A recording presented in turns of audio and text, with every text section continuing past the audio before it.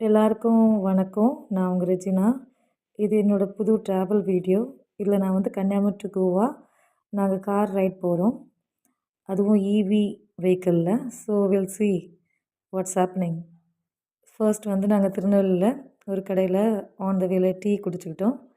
அந்த டீ கடை வந்து என் ஹஸ்பண்ட் ரொம்ப பிடிக்கும். ஏன்னா டீ கடையில வந்து சாம்பார் வச்சு வடை தரதுனால ரொம்ப ரொம்ப பிடிக்கும். ஸோ அதுக்கு விளம்பரம் மாதிரி அவங்க வந்து என்ன வீடியோ எடுக்க சொன்னாங்க. அதுக்கப்புறம் நாங்க போய் ஃபர்ஸ்ட்டு சார்ஜ் போட்டோம் காருக்கு. அப்புறம் சார்ஜ் போடும்போது நிறைய திங்ஸ் வந்து ஸ்நாக்ஸ்லாம் வாங்கிக்கிட்டேன் ஆன் த வேல. ஏன்னா போகும்போது பசிக்கும். அதனால நானே போய் அங்கே ஜியோவில் வந்து புது ஷாப் இருக்குது. அதில் நம்மளுக்கு ஸ்நாக்ஸ் ஐட்டம், காஃபி எல்லாம் கிடைக்கும். அதுக்கு பேர் வைல்ட் பீன்.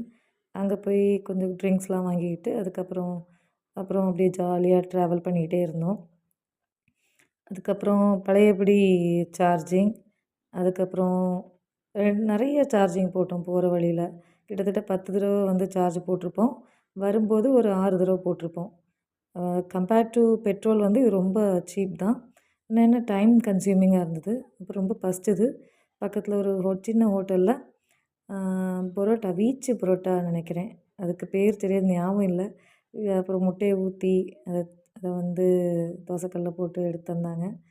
அது நல்லா டேஸ்ட்டாக இருந்தது. புதுசாக இருந்தது. பட் நல்லா டேஸ்ட்டாக இருந்தது. நான் நல்லா என்ஜாய் பண்ணேன்.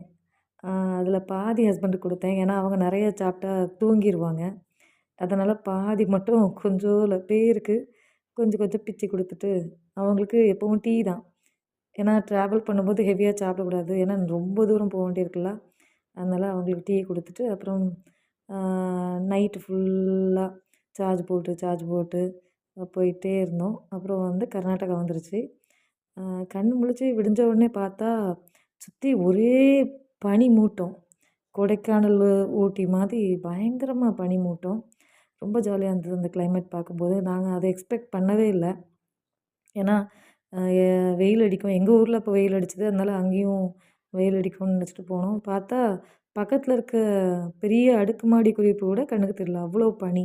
அதுக்கப்புறம் ரொம்ப பசி. அதனால் பிரேக்ஃபாஸ்ட் வந்து ஒரே ஒரு தட்டு இட்லி வித் 2 வடை. அதில் 1 நான் ஏற்கனவே முழுங்கிட்டேன். இதுலேயும் பாதி இட்லி என் ஹஸ்பண்டுக்கு. ரொம்ப சூப்பராக இருந்தது. அதாவது நான் சாப்பிட்டதுலேயே வந்து பெஸ்ட்டு அதான் எனக்கு பிடிச்சது. அதுக்கப்புறம் மறுபடியும் வந்து ஒரு 11:00 ஒரே ஒரு இட்லி சாப்பிட்டது ரொம்ப பசிச்சது. திருப்பி பூரி. பூரின்னா பூரி அப்பா 4 பூரி, 3 பூரி அப்படி ஒரு பூரி கேட்டா 4 பூரி கொண்டு வந்து வச்சுட்டாங்க. அதனால அவங்களும் நானும் ஷேர் பண்ணி சாப்பிட்டுட்டு, அப்புறம் அவங்களுக்கு ரொம்ப தூக்கம் வருதுன்னாங்க. அதனால கொஞ்சம் தூரம் நான் ஓட்டுனேன். அதுக்கப்புறம் நான் ஓட்டுறத பார்த்தோன்னே அவங்க தூங்கவே இல்ல. ஏன்னா நான் ஓட்டுனா அவ்வளோ பயப்படுவாங்க. அதில திருப்பி என்ன பண்ணேன், "நீங்களே ஓட்டுங்க" அப்படின்னு சொல்லி அவங்க கையில குடுத்துட்டு, நான் ஹாயா ரிலாக்ஸ் ஆயிட்டேன். அதுக்கப்புறம் நாங்க வந்து சுத்தி பார்த்தா எங்க பார்த்தாலும் விவசாயம். எனக்கு ரொம்ப சந்தோஷமா இருந்தது. ஏன்னா 1 ஏக்கர் இடம் கூட சும்மா விடாம எல்லா இடத்துலயும் வந்து ஏதாவது சோளம், கடலை, வேற பயிர் வகைகள் அது இதுன்னு போட்டு நல்ல விவசாயத்த வந்து நல்லா பராமரிச்சுட்டு வந்தாங்க கர்நாடகால. ரொம்ப மனசுக்கு இதமா இருந்தது அதெல்லாம் பார்க்கும்போது. ஏன்னா நம்ம ஊர்ல பார்த்தீங்கன்னா, பாதி காஞ்ச காடு மாரி தான் இருக்கும். நெறைய இடம் வந்து தரிசா இருக்கும். அதுக்கப்புறம் ஒரு சின்ன ஹோட்டல்ல மறுபடியும் ஒரு சாப்பாடு. அ அது வந்து ஒரு மத்தியானமும் இல்ல, ஈவினிங்கும் இல்ல. அதனால ஒரு லைட்டா ஒரு சாப்பாடு. அதுக்கப்புறம் நாங்க நைட் வந்து கர்நாடகால ஸ்டே பண்ண வேண்டியதாயிட்டு. ஏன்னா எங்களால கோவா ரீச் பண்ண முடியல. நைட் ரொம்ப லேட்டா வந்தோம். அதனால ஒரு ஹோட்டல்ல தங்கிட்டு, அதுக்கப்புறம் காலையிலே கார் எடுத்துட்டு அப்புறம் கோவா போக ஆரம்பிச்சுட்டோம். Goa 5 kilometres sorry. நான் காலையில வந்து கோவா கிளம்பிட்டோம். கோவா கிளம்பி போம்போது 120 கிலோமீட்டர். ஆனா கிட்டத்தட்ட 6 மணி நேரம் போட்டிருந்தது. அது எப்படி 120 கிலோமீட்டர் 6 மணி நேரம் எடுக்கும்? ஏதோ கூகுள் மேப் தப்பா சொல்லுதுன்னு நெனச்சுட்டு, போற வழியில பலாப்பழம், அப்புறம் மோரு அதெல்லாம் வாங்கி குடிச்சுட்டு போயிட்டே இருந்தோம். கடைசியில பார்த்தா, அது கொடைக்கானல், ஊட்டி மாரி ஒரு மலைப்பாதை.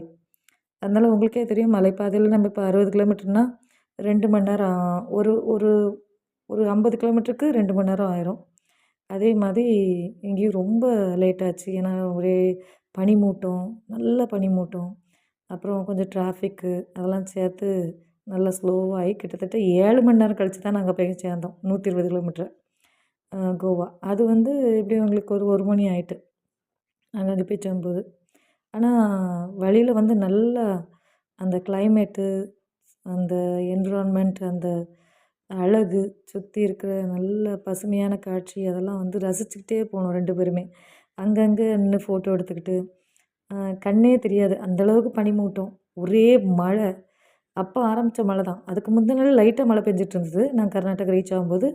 ஆனா, அடுத்த நாள் காலையில ஆரம்பிச்ச மழை. கர்நாடகாலேருந்து கோவா போனோம். கோவாலேருந்து திருப்பி கர்நாடகா வந்து, அதுக்கப்புறம் கேரளா வந்து, அப்புறம் எங்க ஊர் வர வரைக்கும் அந்த மழை விடவே இல்ல. மழைன்னா மழை. அ பயங்கர அது என்ன சொல்ல, சூறாவளி புயல் காத்து மழை மாதிரி அடிச்சுட்டே இருந்தது, அடிச்சுட்டே இருந்தது, அடிச்சுட்டே இருந்து டிரைவ் பண்ணவே முடியாது. ஆனாலும் நாங்க எப்படியாவது அந்த டெஸ்டினேஷன ரீச் பண்ணணும்னு சொல்லிட்டு, மழைய பொருட்படுத்தாம போயிட்டே இருந்தோம். ட்ராவல் பண்ணிட்டே இருந்தோம். நல்ல ஒரு எக்ஸ்பீரியன்ஸ் இது. ஏன்னா காட்டு வழியா போயிட்டே இருந்தோம். எங்க பார்த்தாலும் வந்து குட்டி, குட்டி ஃபால்ஸு. அதுக்கப்புறம் ஒரு வழியா சவேரியார் கோயில போய் பார்க்கலான்ட்டு போனோம். அங்க போனப்போ எங்களுக்கு ரொம்ப பசிச்சுட்டு, அதனால ஃபஸ்ட்டு சாப்பாடு தானே முக்கியம். அதனால நூடுல்ஸு லைட்டா. ஏன்னா பிறவு ஹெவியா வந்து ஃபிஷ்ஷு ஃபிஷ் ஃபுட்ஸ்லாம் சாப்பிடலாம் அப்படின்னு ஐடியா பண்ணியிருந்தோம். அதனால லைட்டா நூடுல்ஸ சாப்பிட்டுட்டோம். அதுக்கப்புறம் கோயிலுக்கு போய் நல்லா எல்லோரும் நல்லா இருக்கணும், யாருக்கும் எந்த கஷ்டமும் வரக்கூடாதுன்னு நல்லா வேண்டிக்கிட்டோம். வேண்டினோம். ஆனா அது உள்ள போய் வீடியோ, ஃபோட்டோலாம் ஒண்ணும் எடுக்க முடியல. அதுக்கப்புறம் திருப்பி வந்து ஏதாவது ஒரு பீச் பார்க்கலாம் அப்படின்ட்டு போனோம். காருக்கு சார்ஜ் போட்டுட்டு, அப்புறம் ரூமில் ஸ்டே பண்ணிவிட்டு, கேப் புக் பண்ணி, எங்கேயாவது கோவால ஒரு இடமா சுற்றி பார்க்கலான்ட்டு போனோம். இப்போ ஒரு பீச்சுக்கு போனோம். அங்கே போய் அந்த வியூஸ்லாம் பார்த்தோம். நல்லா லைட்டா தான் இருட்டியிருந்தது. ஆனா அப்பவும் நல்ல மழை. அதனால சரி அ ஏதாவது சீ ஃபுட் சாப்பிட்றலாம் அப்படின்னு ஐடியா பண்ணிட்டு, போய் அந்த அம்பர்லாக்கு அடியில போய் உட்காந்தோம். சுத்தி சுத்தி பார்த்தா எல்லாரும் சந்தோஷமா டான்ஸ் ஆடிக்கிட்டு, ரொம்ப ஜாலியா இருந்தாங்க. ரொம்ப நல்ல என்ஜாய்மெண்ட் பிளேஸ் அது. So we also enjoyed. அதுக்கப்புறம் அங்கே உட்காந்து அம் கிராபு, ப்ரான்ஸ் எல்லாம் ஆர்டர் பண்ணோம். ஆனா அது ரொம்ப காஸ்ட்லின்னு சொல்லிட்டு, வெறும் ஃபிஷ் ஃபிங்கர்ஸ் மட்டும் சாப்பிட்டுட்டு, அதுக்கப்புறம் அங்கேருந்து கிளம்புனோம். கிளம்புற வழியில ஹஸ்பண்ட் வந்து எனக்கு இப்போ கண்டிப்பா போர்க்கு கிரேவியும், அ அ ஹாட் டாகும் சாப்பிட்டே தீரணும்னாங்க. அதுக்கப்புறம் ஜங்ஷன்ல நின்னு ஒவ்வொரு ஆள்கிட்டயா போய் ஹாட் டாக், ஹாட் டாக்ன்னு கேட்டோம். அதில ஒரு ஆளு ஹாட் டாக்ன உடனே ஆட்டோவ கூப்பிட ஆரம்பிச்சுட்டாரு. ஆட்டோவ தான் கேட்குறேன்னு நெனச்சுட்டு.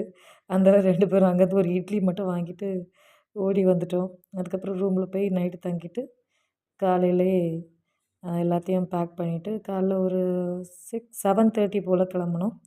7:30 கிளம்பி அ வர வர வர வர ஒரே மழை, மழை, மழை, மழைன்னா எப்போ! நாங்க ரூம் ஸ்டே பண்ண ரூம் வந்து ஓகே. அதனால அதுக்கு ஒரு தேங்க்யூ சொல்லிட்டு, அதனால காலைல கிளம்பி மழையில நனைஞ்சுக்கிட்டே நனைஞ்சுக்கிட்டுனா அப்பப்போ சாப்பிடும்போது, அப்பப்போ சார்ஜ் போடும்போதெல்லாம் நனைஞ்சுக்கிட்டு, அப்படியே ஜாலியா ஒரு ரெய்னி டேல, மான்சூன் டைமில நல்ல ஒரு ரைடு. ரைடுனா ரைடு, அதாவது வண்டி ஓட்ட முடியாது. அந்த அளவுக்கு மழை. ஆனா எங்களுக்கு எப்படியாவது வந்து வீட்டுக்கு போணும், ஊருக்கு போணும். ஏன்னா இன்னும் 1000 கிலோமீட்டர்ஸ் போ வேண்டியிருக்கு. ஏன்னா ஈசிஆர் வழியா வந்தோம். கோவா டூ கன்னியாகுமரி ஈசிஆர் வழியா. அதனால எங்களுக்கு அவ்வளோ சீக்கிரம் போகணும்னு சொல்லிட்டு, எங்கேயும் அவ்வளோவா ஸ்டாப் பண்ணாம, நிறைய வீடியோஸ்லாம் எடுக்காம, கொஞ்சம் கொஞ்சம் மட்டும் எடுத்துகிட்டு வந்துட்டே இருந்தோம். வழியில பிரேக்ஃபாஸ்ட் ஒரு ஹோட்டல்ல சாப்பிட்டோம். அங்க வந்து ஒரு இனிப்பா ஒரு பன்னு மாரி ஒண்ணு தந்தாங்க. அது நல்லா இருந்தது. ட்ரை பண்ண பயமா தான் இருந்தது. ஆனா நல்லா இருந்தது சாப்பிட்றதுக்கு. என் ஹஸ்பண்டுக்கு வழக்கம் போல இட்லி தான். அதுக்கப்புறம் லன்ச்சு, அதுவும் கர்நாடகால. அது நல்லா இருந்தது. அதுவும் தாலி மீல்ஸ் நல்லா இருந்தது. எதுவுமே வந்து வேஸ்ட் பண்ணல. நல்லா இருந்தது எல்லாமே. ஊறுகாய் உள்பட. அப்புறம் பழையபடி அப்படியே கடல்லாம் பார்த்துட்டு, தண்ணி லாரிலாம் மூஞ்சில தண்ணி அடிச்சு விட்டுது. அதுக்கப்புறம் வழியில எடத்துவா கோயிலுக்கு போகலான்னு பிளான் பண்ணோம். ஏன்னா அடுத்த நாள் ஆயிட்டு. அடுத்த நாள் காலையில ஆயிட்டு.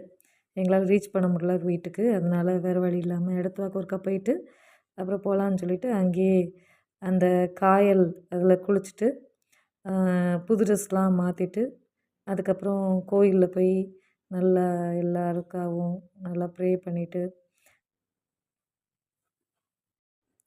அப்புறம் ஹஸ்பண்டுக்கு ரொம்ப டயர்டா இருக்குன்னு சொன்னதுனால, அங்கேயும் ஒரு ரூம் போட்டு ஸ்டே பண்ணிட்டு, ஒரு 3 மணி நேரம் நல்லா ரெஸ்ட் எடுத்தாங்க.